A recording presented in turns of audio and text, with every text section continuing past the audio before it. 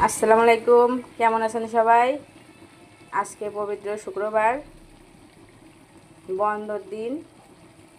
আমি এখন গোশ রান্না করব।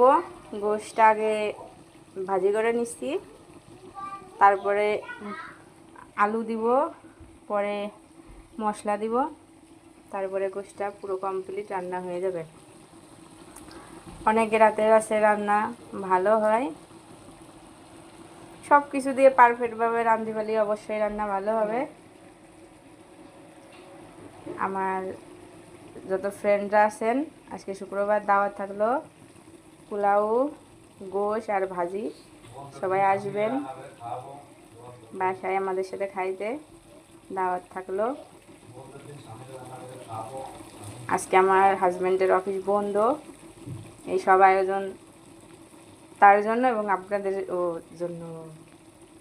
আপনারা সবাই চলে আসবেন। জুম্মা মুবারক।